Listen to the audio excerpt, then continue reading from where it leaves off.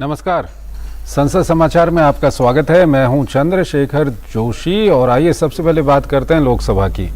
लोकसभा की बैठक शुक्रवार को अनिश्चितकाल के लिए स्थगित कर दी गई। इससे पहले सदन ने केंद्रीय वस्तु एवं सेवा कर संशोधन विधेयक 2023 और एकीकृत वस्तु एवं सेवा कर संशोधन विधेयक 2023 को ध्वनिमत से पारित किया। गृह मंत्री अमित शाह ने सदन में भारतीय न्याय संहिता 2023, भारतीय नागरिक सुरक्षा संहिता 2023 और भारतीय साक्ष्य विधेयक 2023 पेश किए। शाह ने ब्रिटिशकालीन भारतीय दंड संहिता आईपीसी, दंड प्रक्रिया संहिता सीआरपीसी और भारतीय साक्ष्य अधिनियम की जगह लेने के लिए ये विधेयक पेश किए। उन्होंने कहा कि देश में गुलामी की सभी निशानियों को समाप्त करने के प्रधानमंत्री नरेंद्र मोदी की सरकार के प्रण के अनुरूप इन विधेयकों को लाया गया है, जो जनता के लिए न्याय प्रणाली को सुगम और सरल बनाएंगे। सदन ने गृह मंत्री के प्रस्ताव पर तीनों विधेयकों को संसदीय स्थायी समिति को भेज दिया ताकि इन पर व्यापक विचार विमर्श हो सके। गृह मंत्री अमित शाह ने कहा कि प्रधानमंत्री नरेंद्र मोदी ने गत वर्ष 15 अगस्त को लाल किले की प्राचीर से अपने उद्बोधन में देश के सामने 5 प्रण रखे थे, जिनमें एक प्रण था कि हम गुलामी की सभी निशानियों को समाप्त कर देंगे।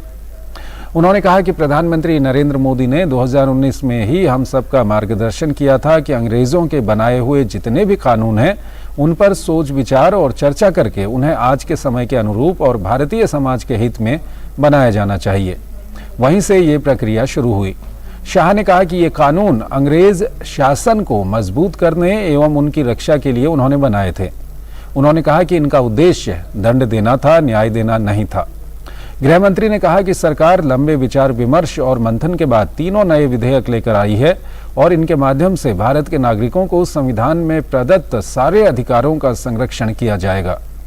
उन्होंने कहा कि आईपीसी में मनुष्य की हत्या से संबंधित अपराध धारा 302 के तहत दर्ज था, जबकि शासन के अधिकारी पर हमला, खजाने की लूट जैसे अपराधों को पहले दर्ज किया गया था। शाह ने कहा कि हम इस सोच को बदल रहे हैं। नए कानून में सबसे पहला अध्याय महिलाओं और बच्चों के खिलाफ अपराध से संबंधित होगा और दूसरे अध्याय में मनुष्य हत्या के अपराध से जुड़े प्रावधान होंगे। उन्होंने बताया कि नए कानून में मॉब लिंचिंग यानी कि भीड़ द्वारा पीट कर हत्या के लिए 7 साल या आजीवन कारावास या मृत्युदंड का प्रावधान होगा। उन्होंने कहा कि अंग्रेजों ने राजद्रोह पर कानून बनाया था, लेकिन हम राजद्रोह के कानून को पूरी तरह समाप्त करने जा रहे हैं। शाह ने कहा कि भगोड़े आरोपियों की अनुपस्थिति में उन पर मुकदमा चलाने का ऐतिहासिक निर्णय भी लिया गया है। उन्होंने कहा कि कई मामलों में दाऊद इब्राहिम वांछित है, वो देश छोड़कर भाग गया, लेकिन उस पर मुकदमा नहीं चल सकता। शाह ने कहा कि आज हमने तय किया है कि सत्र अदालत जिसे भगोड़ा घोषित करेगी उसकी अनुपस्थिति में मुकदमा चलेगा और सजा सुनाई जाएगी। विधेयकों को पेश किए जाने के दौरान कांग्रेस समेत अन्य विपक्षी दलों ने सदन से वॉकआउट किया। गृह मंत्री ने कहा कि नागरिकों की सुरक्षा सुनिश्चित करने के लिए सरकार शून्य प्राथमिकी की प्रणाली ला रही है, जिसके तहत देश में कहीं भी अपराध हो उसकी प्राथमिकी हिमालय की चोटी से कन्याकुमारी के सागर तक कहीं से भी दर्ज कराई जा सकती है। उन्होंने कहा कि ये सरकार ई प्राथमिकी की व्यवस्था शुरू करेगी। उन्होंने कहा कि अब हर थाने में एक पुलिस अधिकारी नामित होगा जो हिरासत में लिए गए आरोपियों के परिजनों को इस बात का प्रमाण पत्र देगा कि आपके परिजन हमारी गिरफ्त में हैं। शाह ने कहा कि अब पुलिस को परिजनों को ऑनलाइन और व्यक्तिगत सूचना देनी होगी। उन्होंने कहा कि यौन हिंसा और उत्पीड़न के मामले में पीड़िता के बयान की वीडियो रिकॉर्डिंग अनिवार्य होगी। शाह ने कहा कि अदालतों में लंबित मामलों की संख्या कम करने के लिए त्वरित प्रणाली शुरू की जाएगी। उन्होंने कहा कि अब पुलिस को 90 दिन के अंदर आरोप पत्र दायर करना होगा, जिसे अदालत 90 दिन और बढ़ा सकती है। शाह ने कहा कि पुलिस को अधिकतम 180 दिन में जांच समाप्त करनी होगी और अदालतें भी फैसलों को सालों तक लंबित नहीं रख सकती। उन्होंने कहा कि नए कानूनों के तहत ये सरकार पहली बार शादी, रोजगार और पदोन्नति के झूठे वादे करके यौन संबंध बनाने को अपराध की श्रेणी में ला रही है। गृह मंत्री शाह ने लोकसभा में स्वतंत्रता सेनानी खुदीराम बोस की पुण्यतिथि पर उन्हें श्रद्धांजलि दी। लोकसभा ने केंद्रीय वस्तु एवं सेवा कर संशोधन विधेयक 2023 और एकीकृत वस्तु एवं सेवा कर संशोधन विधेयक 2023 को मंजूरी दे दी।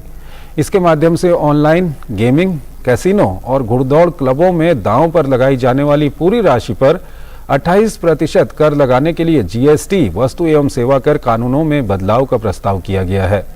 निचले सदन में वित्त मंत्री निर्मला सीतारमण ने उक्त दोनों विधेयक को पारित होने के लिए रखा और सदन ने इसे बिना चर्चा के मंजूरी दे दी। इस दौरान कई विपक्षी दलों के सदस्य सदन में मौजूद नहीं थे। सीजीएसटी और आईजीएसटी कानूनों में संशोधन संसद में पारित होने के पश्चात राज्यों को संबंधित विधानसभाओं से राज्य जीएसटी कानून में ऐसे ही संशोधनों को मंजूरी लेनी होगी। केंद्रीय मंत्रिमंडल ने बुधवार को ही इस आशय के प्रस्ताव को मंजूरी दी थी।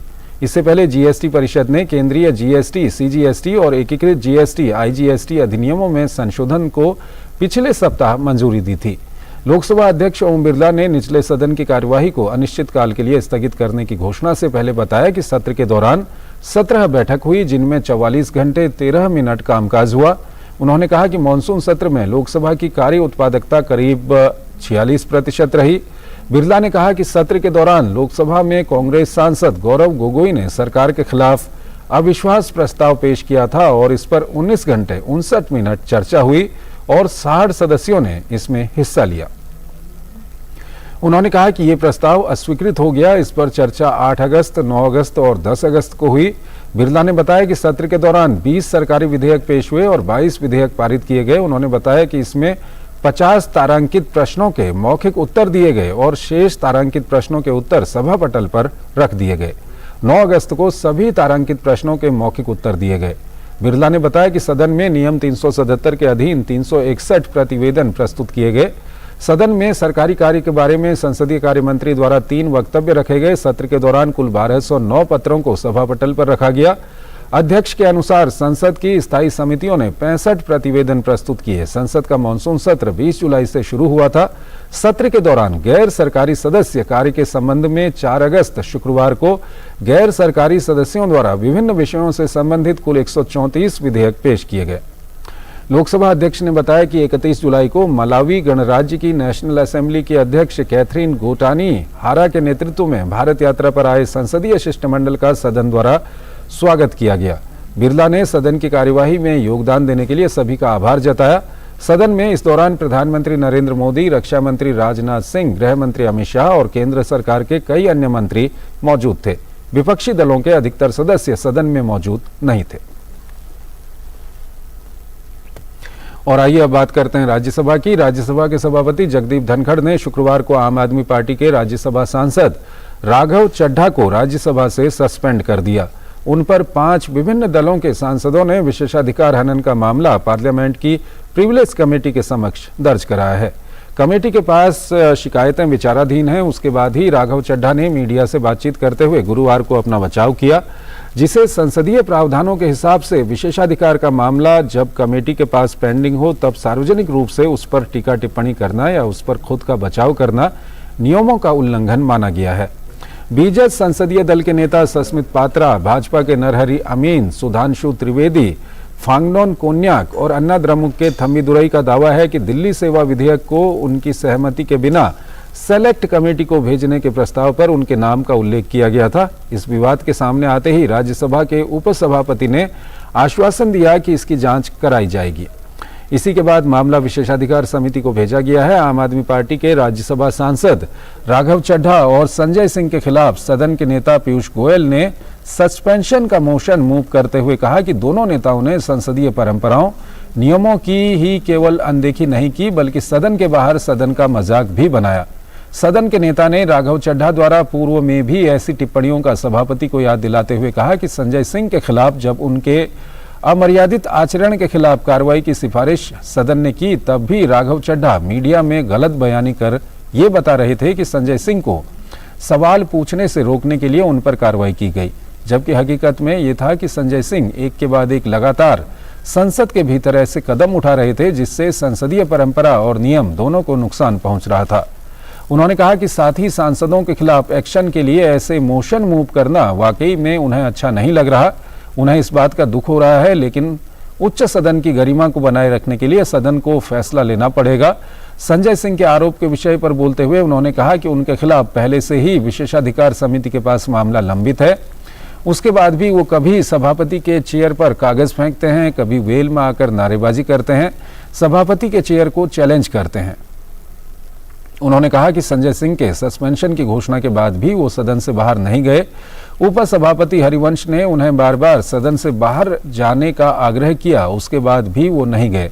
ऐसे अमर्यादित आचरण की सदन में अनदेखी नहीं की जा सकती, इसलिए राघव चड्ढा और संजय सिंह के खिलाफ जब तक विशेषाधिकार समिति के पास मामला चल रहा है, उसकी रिपोर्ट नहीं आ जाती, तब तक दोनों को सदन से सस्पेंड रखा जाना चाहिए।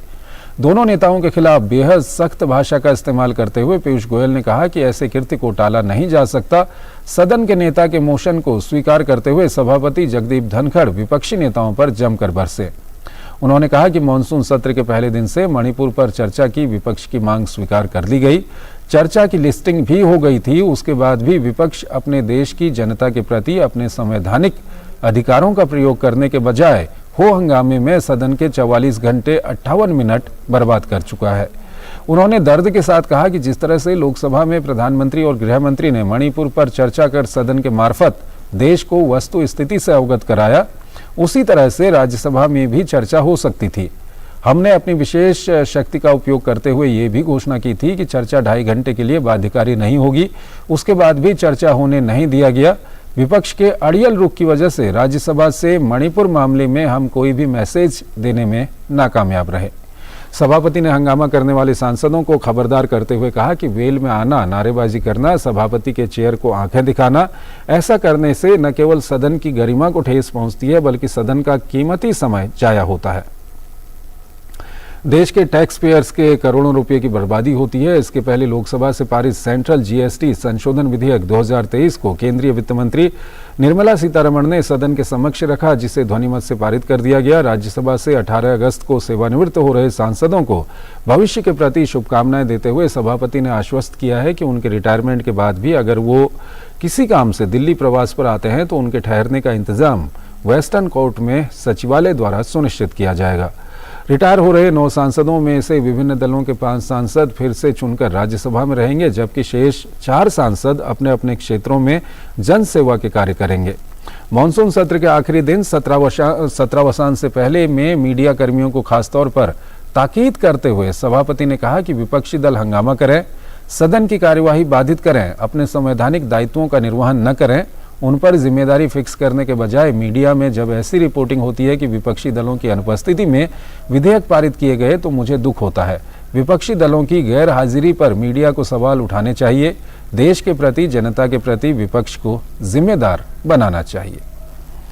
तो इस बुलेटिन में फिलहाल इतना ही। संसद समाचार में फिलहाल इतना ही। आप बने रहिए डीडी न्यूज़ के साथ। नमस्कार।